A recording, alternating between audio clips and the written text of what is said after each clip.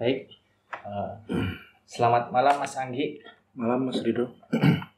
Jadi kawan-kawan, kali ini kami ataupun saya mengundang Mas Anggi. Mas Anggi ini adalah sosok seorang yang sedang memperjuangkan hak-haknya, dan saya baca-baca juga Mas Anggi ini pernah masuk di sebuah televisi di Jogja. Namun sekarang beritanya hilang kayak gitu. Perjuangan Mas Anggi ini cukup banyak teman-teman. Nominal uang yang sedang diperjuangkan itu mencapai miliaran. Mungkin saya minta tolong Mas Anggi memperkenalkan secara singkat Mas Anggi. Saya Anggi.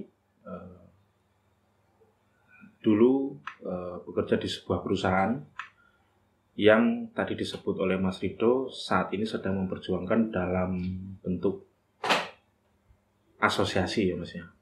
Karena si perusahaan bangkrut dan kami tidak menerima hak-hak kami seperti gaji pokok dan THR waktu itu ngepas sama Hari Raya Idul Fitri, jadi THR pun tidak dibayar, gaji pun tidak dibayar. Jadi memang nominalnya fantastis karena kebetulan kalau nggak salah itu hampir seluruh region kendala gaji itu tidak tepat waktu, mundur atau tidak dibayarkan. Saya orang Kulon Progo. Dulunya saya di perusahaan tersebut pernah berpengalaman di banyak divisi. Ya mungkin kurang lebih seperti itu Mas Rido. Jadi saya orang Kulon Progo, biasa dipanggil Anggi. Terkait perjuangan Mas Anggi ini Mas Anggi, itu sejak kapan Mas Anggi? Terkait perjuangan saya itu sebenarnya dari Mei Mas. Mei itu tanpa asosiasi, jadi baru teman-teman satu divisi atau satu lingkungan kerja saya itu berusaha untuk mencari informasi atau mendiskusikan ke pakar-pakarnya, termasuk ke dinas-dinas terkait atau mungkin urusan hukumnya seperti apa. Ini Mei 2023 atau 2024 Mas? Mei 2024. Oke.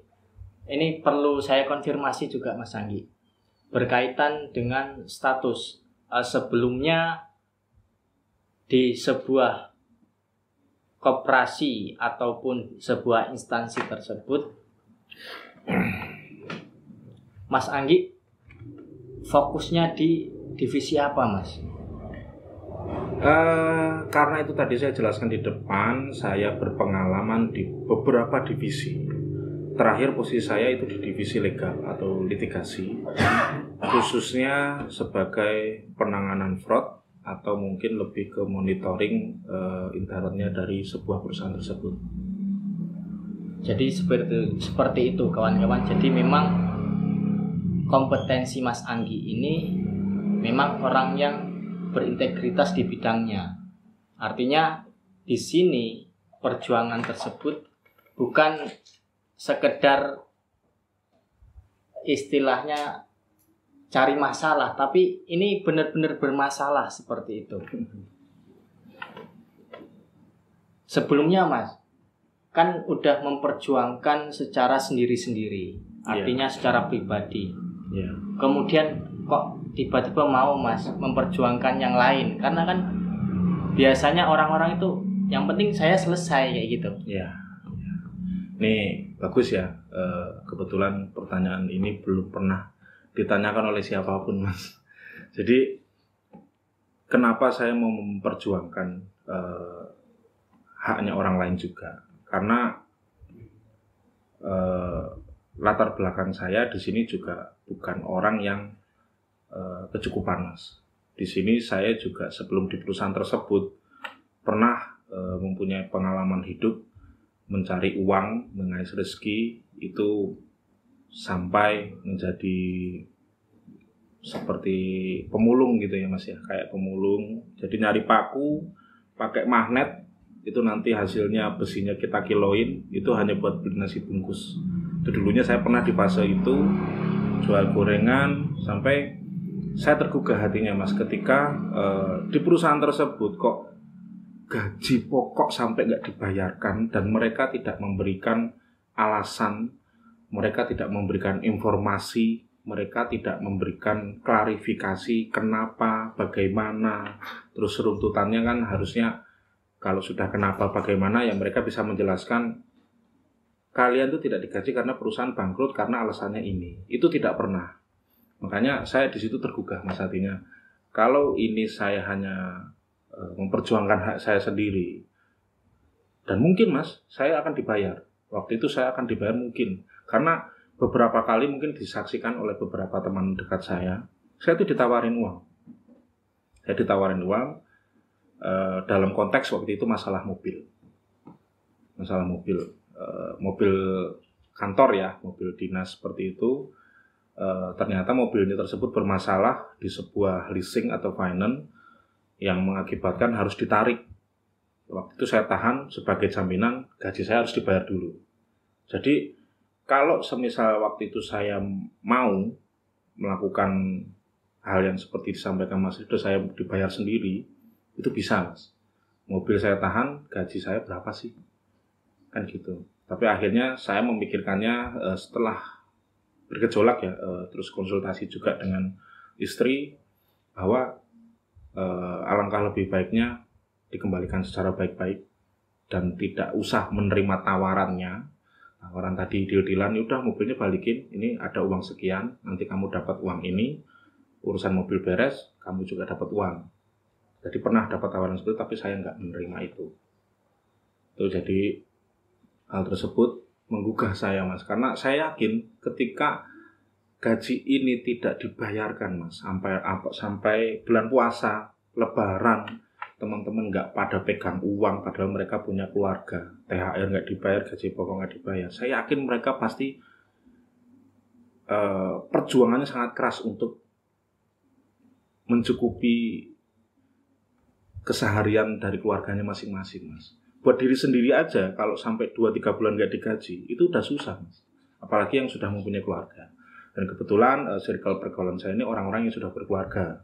Makanya saya sangat iba dan sangat kerasa banget di hati ketika kalau saya ini ngejar gaji saya toh selesai. Tapi nanti apa kata teman-teman saya? Mas Anggi digaji kok yang lain enggak? Saya bisa Mas itu. Saya kenal dekat sama beberapa pejabat perusahaan tersebut. Saya datang, saya minta saya dibayar, saya tok gaji, bisa itu Mas. Tapi enggak saya lakukan. Dari awal saya berjuang, sebelum adanya asosiasi, saya selalu mengajak teman. Tujuannya memang dari awal bukan untuk diakui, bukan untuk di suatu saat seperti teman saya bilang, Mas Anggi tujuannya mau jadi pahlawan gitu. Enggak, bukan untuk itu ya. Tapi lebih gimana ya? Intinya lebih ke rasa hati saya gitu loh, rasa hati saya. Jadi makanya tujuan dari awal saya nggak mau bertindak sendiri. Semuanya saya lakukan waktu itu ada Mas Fajri, ada Mas Iskandar, ada Mas Ervan, sampai saya susul ke rumahnya beliau, sampai saya mencari informasi, klarifikasi dan lain-lain. Itu bisa, bahkan nggak hanya saya sendiri. Kalau saya mau waktu itu 4 orang ini yang satu tim dengan saya minta digaji bisa. Karena nominalnya nggak sefantastis lah, nominalnya kecil lah, bisa. Tapi itu nggak saya lakukan. Saya berjuang bersama teman-teman. Sampai akhirnya banyak kendala yang saya temui Mas. Nah ini uniknya di situ. Kendala yang saya temui ini ternyata nggak bisa saya hadapi sendiri. Apalagi jujur saat memperjuangkan hak saya sendiri waktu itu,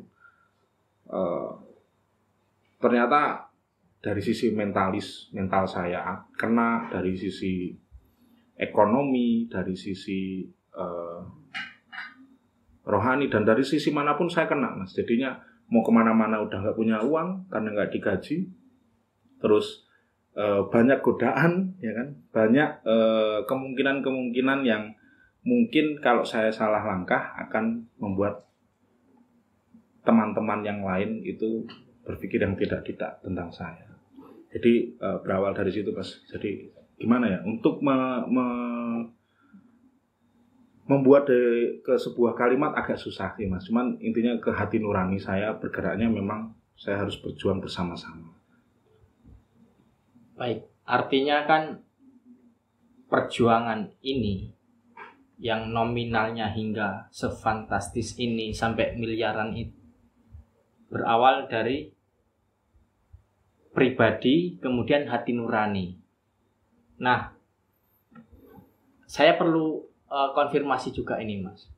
Sebenarnya instansi yang berkaitan ini itu segede apa sih Mas? Atau dia memang nggak mampu atau gimana sih? Kebetulan saya di divisi legal ya Mas ya. Jadi saya punya beberapa data yang sangat sensitif di perusahaan tersebut. Jadi sedikit banyak saya tahu terkait perusahaan itu mampu atau tidak dan sebesar apa. Kalau ditanya sebesar apa, seharusnya besar Mas. Karena di belakang perusahaan tersebut banyak perusahaan-perusahaan yang mempunyai nama besar. Nama besar. Bahkan perusahaan-perusahaan plat merah. Ya Mas ya. Jadi nggak mungkin lah kalau nggak bisa bayar kita. Kecuali kalau mereka memang benar-benar melakukan kesalahan yang sangat fatal. Itu pun fatalnya udah fatal banget Mas. Bodoh aja kalau perusahaan sudah besar tapi mereka melakukannya. Karena jujur saja perusahaan itu bisa dianggap besar karena apa? Total pengeluarannya saja, contoh ya saya sendiri aja ya Mas. Saya sendiri aja mengawali karir di perusahaan tersebut, gaji pokok saya ini udah 3,5 Mas. Udah di atas rata-rata bahkan kompetitornya. Itu satu karyawan. Bisa bayangkan kalau misalnya 100 karyawan di Jogja. Sudah berapa? Dari gaji saja sudah kelihatan ini, perusahaan ini besar. Gitu Mas. Jadi kalau misalnya ditanya sebesar apa, tolak ukurnya dari gaji. Mereka berani gaji kita dengan 3,5 di awal atau gaji training, gaji karyawan baru itu udah sangat besar. Karena rata-rata gaji di Jogja itu kan UMR Mas. UMR-nya 2,1, 2,2, mentok-mentok 2,4. Terus kompetitor juga biasanya menggaji karyawannya di atas UMR itu paling 2,8. 3 juta paling tinggi. Pengalaman saya ya Mas, tapi di perusahaan tersebut kami ini digaji 3,5 Mas. Itu belum sama tunjangan yang difasilitasi oleh perusahaan tersebut. Nah, untuk perusahaan ini kan cukup besar ya Mas ya, cukup besar. Kemudian Mas, kerugian ini yang sampai miliaran ini itu terhimpun berapa banyak orang sih Mas? Oke. Korban-korbannya itu. Terkait itu kita klarifikasi terlebih dahulu Mas.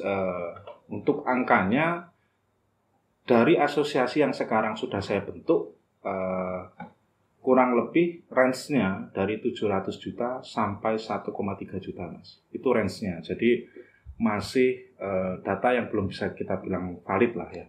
Karena data yang valid adalah data yang sudah terbukti di persidangan nanti. Kalau memang sampai ke persidangan. Kalau memang harapannya sih dari kami pihak perusahaan tersebut itu bisa ada itikat baik dan ada dialog yang nantinya mengarah ke negosiasi terkait pembayaran gaji, gitu Mas. Orangnya Mas, kira-kira berapa banyak orang Mas? Oh ya, untuk anggota asosiasi sebenarnya banyak ya Mas. Terbentuknya asosiasi ini unsurnya sebenarnya selain rasa hati nurani yang terketuk tadi yang saya ceritakan, sebenarnya dari awal itu adanya audiens atau dialog atau pertemuan dengan salah satu atau perwakilan jajaran manajemen, top manajemen ya. Waktu itu momennya habis lebaran.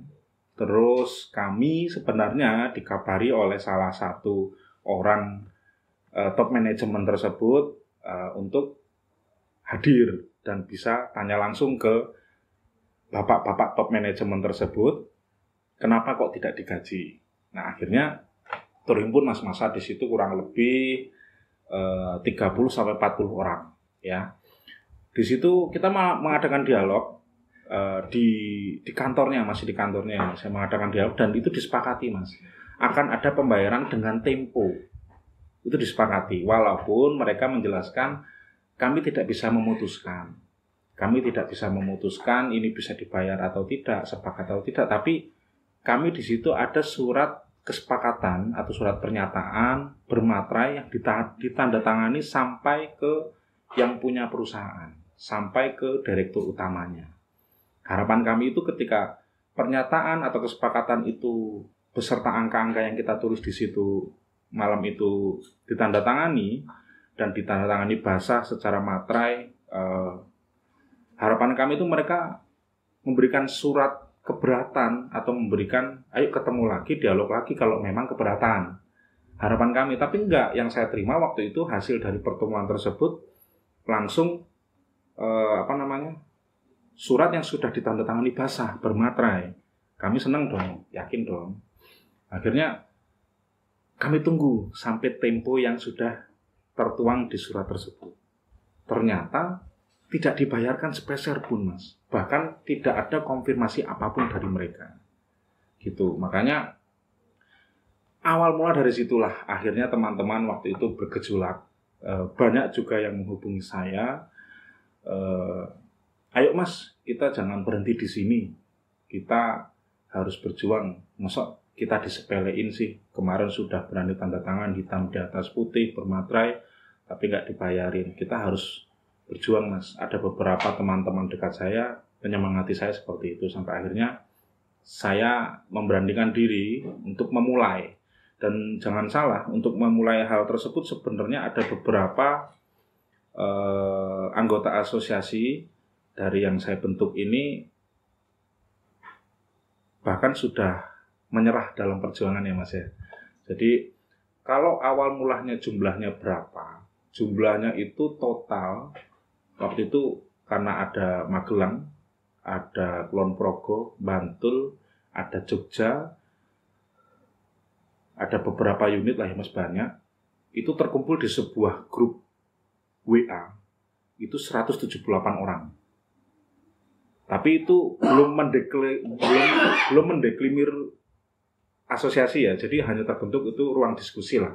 Ruang diskusi yang ini prosesnya sampai mana Mas Anggi, sampai hanya percakapan seperti itu sampai akhirnya kalau memang ini sampai ke ranah hukum, setelah intinya perjuangan sebelum terbentuknya asosiasi Mas ya, akhirnya saya tanya ke beberapa orang yang memang mengetahui terkait penggajian mundur, tidak dibayarkan, buruh, pekerja, terus serikat kerja dan lain-lain. Akhirnya saya berinisiatif untuk membuat sebuah asosiasi karyawan yang tujuannya yang pertama untuk membela hak-hak kita, untuk meminta hak-hak kita yang memang harus dibayarkan. Yang kedua, beberapa poin memang sensitif karena sangkut pautnya dengan hukum. Di situ beberapa teman-teman kita bukan hanya hak yang tidak dibayarkan, tapi ada kendala lain atau mungkin ada case lain yang memang di luar dari hak atau pembayaran gaji. Yang mungkin dalam hal ini tidak bisa saya sebutkan terlebih dahulu karena saat ini kami sedang berjuang terkait pembayaran gaji. Baik, artinya perjuangan ini dimulai dari ratusan orang yang terhimpun di sebuah grup. Ya. Kemudian ini Mas, tadi sebelumnya sudah istilahnya diskusi dengan teman-teman sebaya yang istilahnya sama-sama kerja dan lain sebagainya. Kemudian terbentuklah asosiasi. Nah, perjalanan tersebut Mas, sudah ngapain aja sih Mas untuk memperjuangkan hak ini Mas? Kalau untuk menceritakan hal itu kayaknya waktunya nggak mungkin singkat.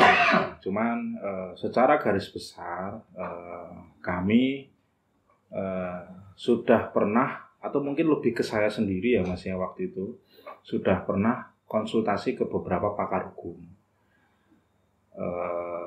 Beberapa pakar hukum tersebut mungkin tidak bisa saya sebutkan, tapi intinya mereka memang ahlinya.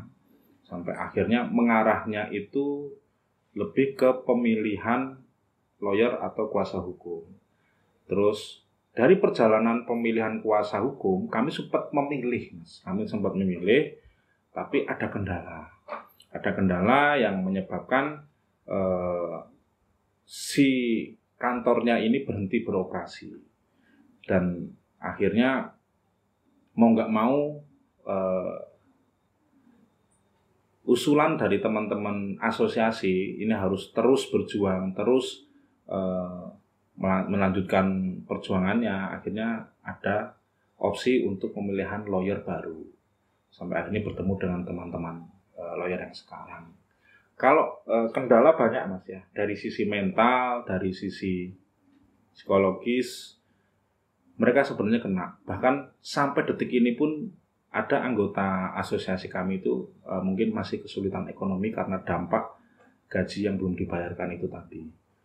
Karena mau nggak mau, Mas, bertepatan dengan hari raya, bertepatan dengan momen lebaran, kami tidak dibayar gaji, kami tidak dibayar THR. Mau nggak mau kita harus utang, Mas, itu. Jangankan mereka, saya pun harus utang. Dan dampaknya pun masih terasa sampai sekarang. Gitu. Jadi pasti kendala banyak, Mas. Cuman perjuangannya itu memang saya bisa bilang luar biasa, Mas, ya. Luar biasa karena kalau saya tidak didukung oleh sahabat-sahabat saya, teman-teman saya, keluarga dan istri, mungkin saya juga sendiri udah nyerah, Mas. Terakhir istri saya pun sudah nyerah. Jadi ngapain sih ngurusin asosiasi lagi? Kamu nggak menghasilkan apa-apa, anak istrimu aja nggak bisa makan gitu loh. Udah lah, nggak usah diurus, biar mereka ngurusin sendiri-sendiri. Itu sampai tercetus seperti itu istri saya. Tapi di situ akhirnya sedikit debat bahwa kesimpulannya di obrolan tersebut saya harus memang terus berjuang, harus menyelesaikan perjuangan yang waktu itu berani saya mulai. Jadi perjuangan ini kan istilahnya memang kita di jalan yang benar-benar benar dan dirugikan. Dari pihak koperasi pun ataupun instansi yang berkaitan itu kan sudah mengkonfirmasi juga bahwa mereka sebelumnya sudah menandatangani ingin menyelesaikan urusan tersebut. Tapi pada kenyataannya nggak dibayarkan. Dan artinya pihak terkait itu dari awal memang nggak serius. Dan tidak ada itikat baiknya. Dan saya kira sampai sekarang pun masih diproses ya, Mas, ya. Untuk permasalahan ini. Untuk proses secara garis besar saya ceritakan juga. Jadi prosesnya itu dengan lawyer lama atau kuasa hukum kami yang lama, prosesnya itu ada dua opsi, secara perdata maupun pidana. Yang plannya itu berjalan dua arah langsung. Plannya ya, ini mungkin saya sampaikan.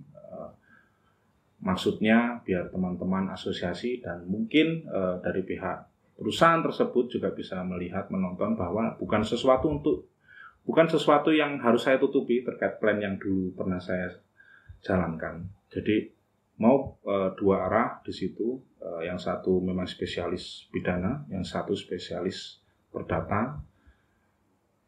Kendala saat perjuangan tersebut banyak juga, Mas, dari sisi psikis, dari sisi ekonomi, dan dari sisi mental itu kena semua akhirnya. Sampai endingnya itu tadi si lawyer ini kantornya berhenti beroperasi. Ya nggak perlu detail saya ceritakan, cuman endingnya berhenti beroperasi ini kalau kita mau berasumsi atau berpikiran liar. Banyak penyebabnya, Mas. Ya, banyak. Apalagi tidak semua anggota asosiasi tahu sebenarnya endingnya kenapa kok sampai sempat 1 bulan atau 1 bulan lebih vakum, tidak ada kejelasan terkait progres yang diperjuangkan dengan lawyer lama. Jadi dalam hal ini sekaligus saya sampaikan ke lawyer lama yang mengenal saya, yang saya maksud bukan bermaksud kami untuk tidak menghargai, tapi memang ini suara orang banyak. Ini nasib orang banyak yang akhirnya dalam suatu forum setelah kita rapatkan itu keputusannya memang lanjut berjuang dengan lawyer yang baru. Bukan berarti kita tidak menganggap perjuangan yang dulu itu sia-sia, bukan. Kami mengucapkan banyak-banyak terima kasih dan harapan kami perjuangan kita masih panjang. Anda paham yang saya maksud. Jadi harapan kami suatu saat nanti di waktu yang tepat teman-teman lawyer lama ini bisa masuk kembali dan bisa bersinergi dan bekerja sama dengan lawyer kami yang sekarang agar bisa membantu sampai tuntas. Karena saya yakin dari pihak lawan yang sudah berani tanda tangan basah di atas materai itu sudah tidak menepati pembayaran yang sudah disepakati. Terus kita juga sudah ke Disnaker Trans DIY, di sana juga berusaha untuk dipertemukan dan itu pun tidak terjadi. Bahkan ada satu momen pertemuan atau bertemu itu pun tidak sengaja, karena dari pihak asosiasi waktu itu dipanggil ke Disnaker melalui undangan di jam, kalau nggak salah pagi ya, jam 9 atau jam 10. Terus atau pihak perusahaan tersebut itu nanti dipanggil tapi di jam 2 atau jam 1 siangnya.